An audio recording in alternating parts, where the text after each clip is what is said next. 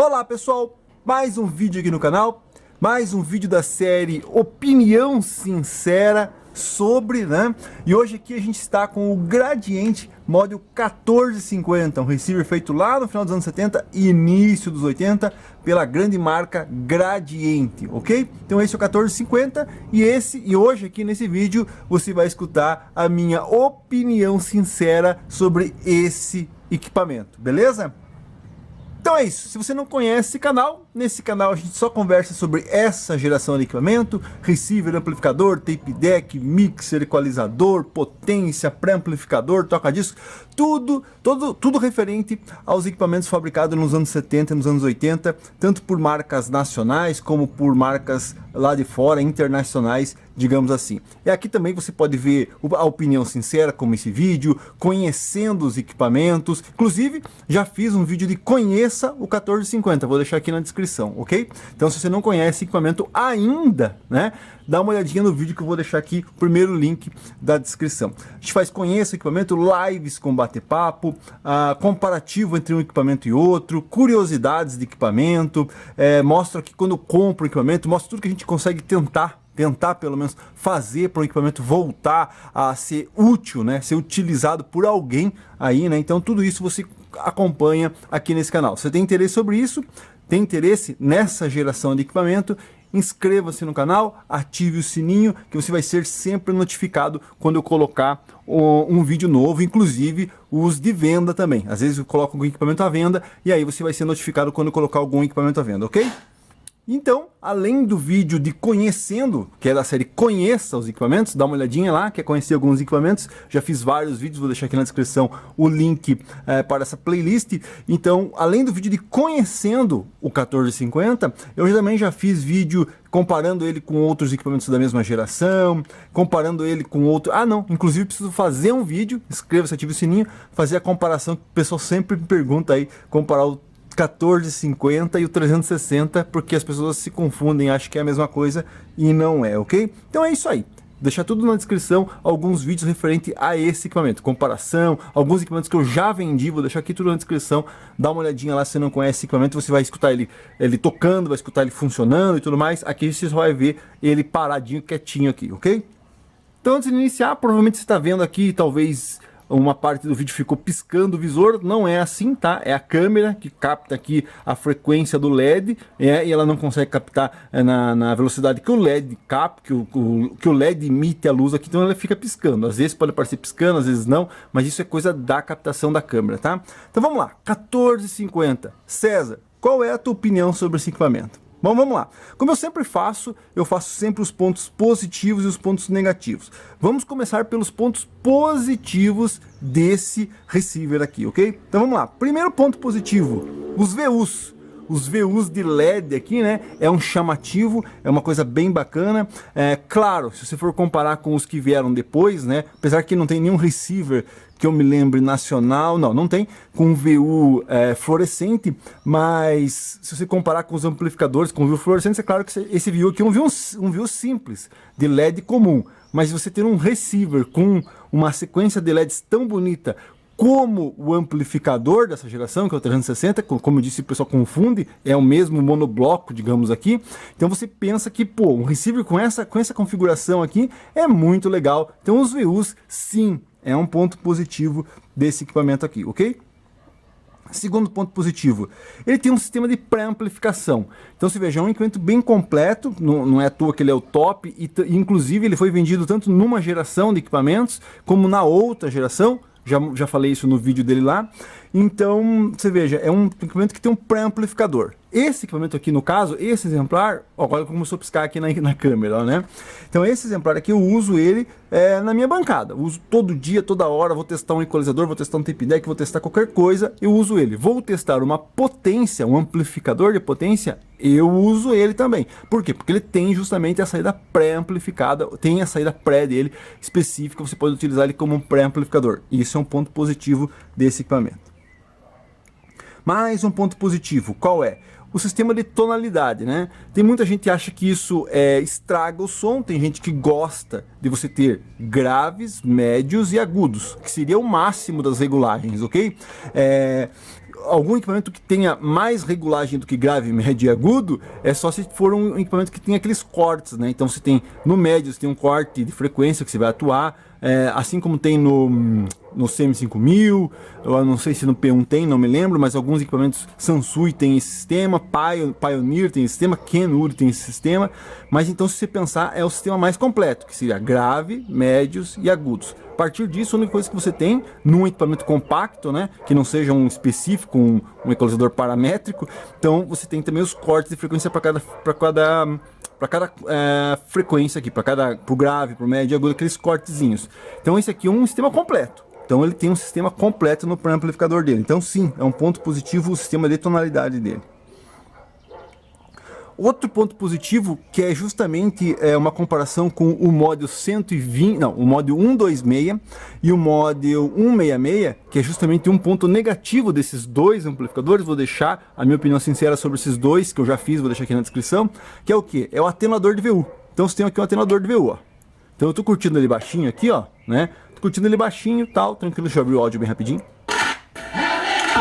Tá? Então eu tô curtindo ele aqui bem sossegado, tranquilo, mas os meus VUs aqui não estão mostrando nada, né? Não estão mostrando o sinal de entrada. Então aqui eu tenho um atenuador. Então eu venho aqui, ergo, e aqui eu tô baixinho e curtindo o meu VU normalmente, né? Se eu erguer, aí eu aumento o som, óbvio, ele vai aumentar, e aí você vai curtir assim. Eu não posso bater aqui, senão ele explode, né? Então aqui você está aqui, abaixei o som que eu tô curtindo aqui, o meu VU tá parado, venho aqui e bato, ele fica. Então é uma peça, é uma função que eu disse lá, inclusive como já falei no modo 126 e no modo 166, que falta lá nesses aparelhos. Então sim, é um ponto positivo isso daqui. Mais um ponto positivo qual é? É a potência do aparelho, né? Se você pensar um receiver, tá certo que ele é top de linha e tudo mais, mas é um aparelho bem bacana. Então se for ver o monobloco dele aqui, que eu já mostrei lá no Conheça esse equipamento, o monobloco de amplificação, com o dissipador, com os transistores, óbvio, né? Se ele tivesse a potência do 360, aí seria um supra-sumo do amplificador, mas eu acho que não daria para encaixar os 4 transistores nesse equipamento aqui, não daria, tá? E por que não daria? Por que daria ou não daria? Porque aqui a gente tem que é um ponto que eu já vou falar que é um ponto negativo, que é o sistema do FM, que ele é muito menor, né? O sistema do FM é muito menor do que um sistema com dial, que é um ponto negativo, calma aí que eu já vou falar. Então a potência dele é uma potência bem legal, tá?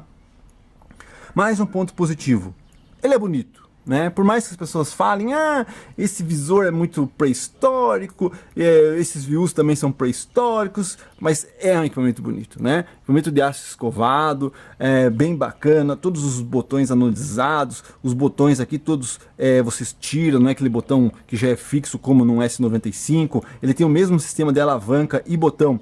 Os botões e alavancas são todos iguais aos de top de linha, tanto do 360, que é o amplificador irmão dele aqui, como também do sistema top, do sistema System One. Então ele usa a mesma característica dos botões de um System One, né, um System One A1, P1. Então é bem bacana isso daqui, bem bonito. Além do aço escovado, que é uma peça bem interessante, e também, por que não, né, o dial dele.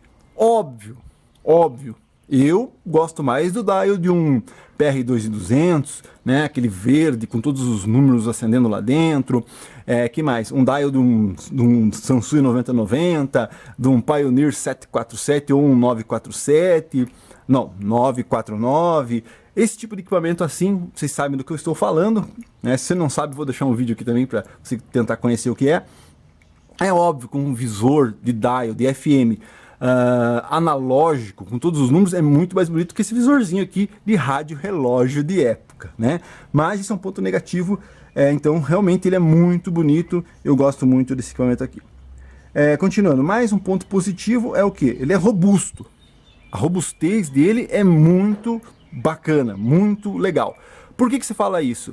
Porque é um equipamento que dura mais. Se você for pegar o que veio depois, que é o equipamento que substituiu ele, que seria talvez um 1560 ou um 1660, você pega um 1660, um 1560 com muito mais chances de você encontrar equipamento com defeito, equipamentos que já foram recondicionados, que já foram arrumados, que já tiveram manutenção pesada em cima de um 1560 que veio depois, e também do 1660. Então, e esse equipamento aqui não. Aqui, se você pegou um equipamento bem conservado, bem legal, é um equipamento que é muito difícil você queimar ele. ele, né? Vou bater aqui na minha madeira, mas é um equipamento muito difícil de você queimar ele. Então você encontra esse tipo de equipamento ainda com circuito totalmente original internamente, com exceção do FM, que é uma coisa que eu já vou falar, mas a parte de amplificação dele é muito robusto. É um equipamento bem robusto, é muito difícil de você estragar um equipamento desse e pegar com defeito. Você pega um equipamento desse queimado, alguma coisa, é porque já foi muito judiado, tá?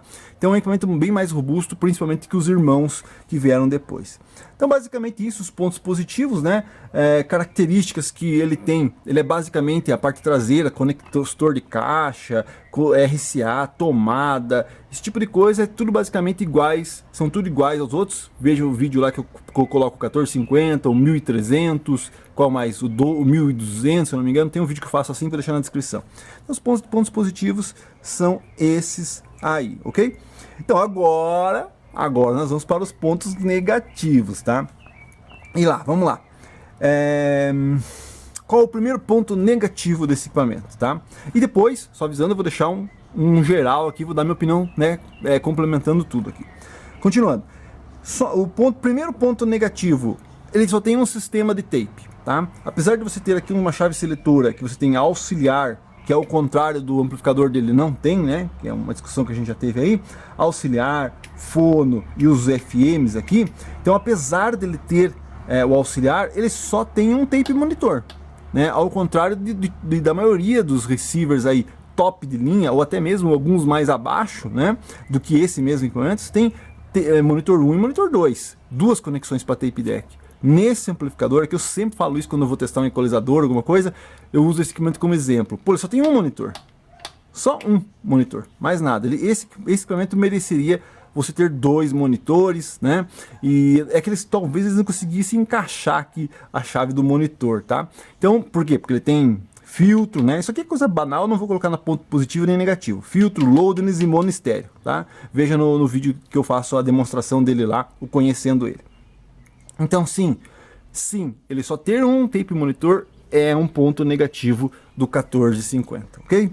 Continuando, outro ponto negativo, que também pode ser positivo, não, é negativo, ele não ter sistema AM. Então é um equipamento somente solo FM, tá? Então ele só tem o sistema FM, ele não tem AM. Muita gente vai falar assim pra mim, César, mas hoje AM é banal. Não, cara, eu até num vídeo que eu postei há um pouco tempo atrás, pô, eu achei até rádios mais interessantes, né, na própria AM do que no próprio FM. Então se você está aqui curtindo, de repente você fala assim, enjoei dessas FM aí, não quero mais escutar a minha FM que eu tenho nos dials normal, né, sem ser FM digital, que você capta de outro lugar. Mas, então, no meu FM, vou curtir um AM aqui, vou procurar alguma coisa aí, um jogo, alguma coisa, não tem. Então ele ficou meio morto aqui, né? E se você pensar que hoje, não ter AM, tudo bem. Às vezes a pessoa compra um receiver desse, não funciona o AM. Compra assim mesmo porque não tem interesse no AM. Mas se você pensar lá nos anos 80, né, as pessoas ainda escutavam AM, notícia. Hoje, notícia é banal, né? Você vai aí na internet e você escolhe a notícia que você quer escutar. Mas na época não, você tinha que ir lá AM e tal. Então, nos anos 80, sim, esse equipamento não ter AM foi um motivo que muita gente deixou de comprar ele também, ok? Bom, e o ponto negativo aqui, o principal mesmo, é o FM, né? O sistema do dial, como eu disse. Se ele tivesse um dial aqui bonito, mas não teria onde enfiar os LEDs daí, né? Então ele tem justamente os LEDs aqui, por quê? Porque o dial dele é compacto. Compacto entre aspas, né? Se você pensar que isso aqui é uma tecnologia que estava vindo, né? Que estava entrando no sistema digital e tal. Então ele tem uma caixa aqui dentro, tem uma placa gigante aqui. Então, compacto só no visual. Lá dentro ele ocupa muito espaço, né? Assim como o 1660 também ocupa um espaço enorme só para o FM, sendo que hoje em dia você tem esses pendrivezinho aí que o FM é um transistor faz toda a captação do FM. Então, realmente isso aqui é uma coisa que o pessoal desagradou muito, né? É uma inovação que talvez quando a pessoa visse, nossa, legal, digital, é o mesmo sistema do Aiko 3000 e tudo mais. Então você vem aqui, você tem que ficar girando aqui, ó, pô, você pega um Marantz com aquele sistema de dial, esqueci o nome agora, né, flutuante e tal, que você gira aqui, você pega qualquer outro receiver que tem um dial lindo, que você faz assim, ele corre, corre para lá e para cá. Você pega isso aqui, cara, esse botãozinho ruim de girar, ruim. Isso aqui dá problema, ó, o meu nem funciona, ou funciona. Às vezes ele funciona, às vezes ele não funciona, né? Então, realmente isso aqui, a gente não pode criticar tanto assim, porque foi aquele passo, né, de transformação do digital, do dial analógico para o digital. Depois de, sei lá, 1 ano, 2 anos depois disso, veio coisas muito mais modernas, muito mais compactas e que funcionam muito melhor. Então, realmente, isso aqui é um ponto negativo, né? Hoje em dia, se você pegar esse mesmo equipamento, você poderia manter todo o visual dele, arrancar esse dial aqui, que é muito pré-histórico, e colocar um dial moderno aqui, né? Então você imagina aqui, nesse mesmo espaço que a gente tem aqui, você poderia colocar um dial de R343, de uns modelos um pouco acima só dele, 343, DS40, então você imagina um dial de DS40 aqui, com as memóriazinhas aqui, né? Com o up, down, né? Para você fazer a busca com o botãozinho, seria muito mais bacana. E outra, eu ocuparia muito menos espaço lá dentro. Mas é a transição que eu sempre falo aqui, uma transição de uma tecnologia de uma para a outra. Então a gente tem que pensar sempre nisso. Então basicamente isso, na minha opinião, né? Os pontos positivos são esses, os negativos são os que eu já falei aí. Se você tem alguma coisa que não concorda com o que eu falei, tanto do negativo como do positivo, ou tem algum outro ponto a agregar aqui, né, tanto positivo como negativo nesse equipamento, deixe aqui nos comentários, ok? E qual é a visão geral? A visão geral desse equipamento é muito bom, só eu aqui tenho 2. Daí você fala assim, você teria mais? Sim, se aparecesse um outro equipamento bem conservado, bem zerado, num preço atrativo, eu teria outro, né? Se eu fosse recomendar um receiver bacana, porque a pessoa não usa muito FM, usa mais alguma coisa tal, então eu te recomendaria esse equipamento acima de um amplificador, né? De mesma geração e tudo mais. Então, particularmente, eu acho esse equipamento muito legal, muito bacana. Se comparar com o que a gente tem hoje novo, eu sempre falo isso aqui no Opinião Sincera, se você comparar com qualquer coisa nova, não tem nem comparação. Mas se você for comparar com o que o pessoal oferece no mercado, é um equipamento bem legal, bem bonito, e eu realmente gosto muito desse equipamento, até que eu uso ele aqui na minha bancada, e como disse, tem um outro equipamento guardadinho também, bem conservado, na coleção, digamos assim, tá? E recomendaria para quem quer um equipamento bacana, legal, e não tenha tanta necessidade de um FM, e principalmente do AM, né? Mas que usa talvez um sistema digital, alguma coisa assim, que queira pegar rádio online, esse tipo de coisa, é um belo do amplificador, digamos assim, tá? Então é isso aí, esse foi minha opinião sincera sobre o 1450, só repetindo, tem alguma crítica, sugestão de todos os pontos positivos e negativos e queira acrescentar alguma coisa, deixe no comentário, a gente continua conversando. Então é isso, opinião sincera do Model 1450 receiver da Gradiente, lançado lá no final dos anos 70, início dos 80, não conhece esse equipamento ainda, quer escutar ele tocando, links para os vídeos dele aqui na descrição. É isso aí, inscreva-se no canal, ative o sininho, não esqueça de dar o like para ajudar. Valeu!